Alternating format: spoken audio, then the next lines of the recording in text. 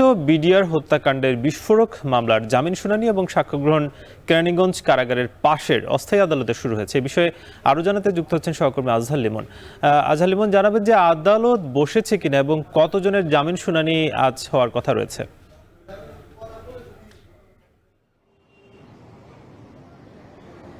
আমরা এই কেরানীগঞ্জের এই কেন্দ্রীয় কারাগারের সামনে আছি। এখানকার যে অস্থায়ী আদালত সেটি আর কিছুক্ষণের মধ্যে বসবে আমরা জানতে পেরেছি। বিচারক মোহাম্মদ ইব্রাহিম মিয়া আর এই আদালতের বিচারক হিসেবে আছেন। কিন্তু আমরা দেখছি যে যারা জামিন আবেদন করেছেন তাদের স্বজনরা এরই মধ্যে এই কারাগারের যে প্রধান ফটক সেই ফটকের সামনে দাঁড়িয়ে গেছে। জানেন যে 16 বছর আগের যেই বিডিআর হত্যাকাণ্ড সেটিকে ঘিরে বিশেষ করে 5 আগস্টের পর নানা ষড়যন্ত্র এবং নানা নাটকীয়তাই আমরা দেখতে পাচ্ছি। আমরা দেখছি যে এই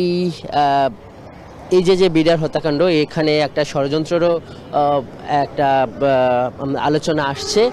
সেই জায়গায় এখানে যে জটিলতাটা হয়েছে যে 16 বছর আগে 2009 সালে এই বিডিআর হত্যাকাণ্ডের পর 2টি মামলা হয়েছিল, একটি হত্যা মামলা আর একটি হলো বিস্ফোরক মামলা। তো এই হত্যা মামলাটির কিন্তু এরই মধ্যে রায় হয়েছে। সেখানে প্রায় 834 জনকে আসামি করা হয়েছে। সেখান থেকে 152 জনের মৃত্যুদণ্ড রায় হয়েছে, 161 জন যাবজ্জীবন হয়েছে। এবং যেটি দেখা গেছে যে সেখানে প্রায় 468 জন আসামিকে কিন্তু মুক্তি দেওয়া হয়েছে। এখন এই যে যাদেরকে মুক্তি দেওয়া হয়েছে বা খালাস দেওয়া হয়েছে তারা কিন্তু বের হতে পারছে না কারাগার থেকে।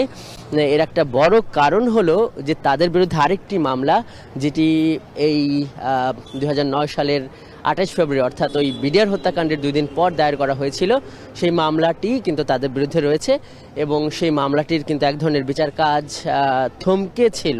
যদিও 2টি মামলা একই সঙ্গে হয়েছিল, কিন্তু হত্যা মামলার বিচার কাজটি শুরুতে হবার কারণে এই মামলাটি এক ধরনের থমকে ছিল, যেই কারণে সেই মামলাটির কিন্তু আজ উঠছে। এবং যেটি এখানে 2 ধরনের ব্যক্তিদের আমরা দেখতে পাচ্ছি। প্রথমত দেখতে পাচ্ছি যে সামগ্রিকভাবে বিডিআরের একটা বড় অংশ তারা চাইছে যে এই যে হত্যাকাণ্ডটি ঘটেছে এটা তারা একটা পুনঃ তদন্ত চাচ্ছে, এর জন্য মাঠে ময়দানে তারা আন্দোলন করছে। আরেকটি দল বলছে যে এই যে যারা ওই হত্যা মামলায় খালাস পেয়েছে তাদের যাতে এখানে জামিন দেওয়া হয়। এবং এই জামিন শুনানি বা এই সাক্ষ্য গ্রহণ এগুলো কিন্তু এতদিন হয়নি, এবং তারা আশা করছেন যে আজকে এই আদালতে যে জামিন শুনানিটি হবে সেখানে তারা হয়তো জামিন পাবে এবং তারা তাদের পরিবারের সঙ্গে ফিরতে পারবে। তো এই কিছুক্ষণ পর আদালত বসবে, এখানে স্বজনরাও আছেন, তারাও আমাদের সঙ্গে কথা বলবে। পরবর্তীতে সাকিব আপনাকে এখান থেকে আরও কিছু হয়তো আমরা জানিয়ে দিতে পারবো। পিলখানা হত্যাকাণ্ডের যারা বিডিআর জন রয়েছেন তাদের জামিন শুনানি আজ হওয়ার কথা, সেই খবর জানাচ্ছিলেন সহকর্মী আজহার লিমন। এখন বাণিজ্য নিচ্ছি বিরতি, ফিরছি কিছুক্ষণ পর।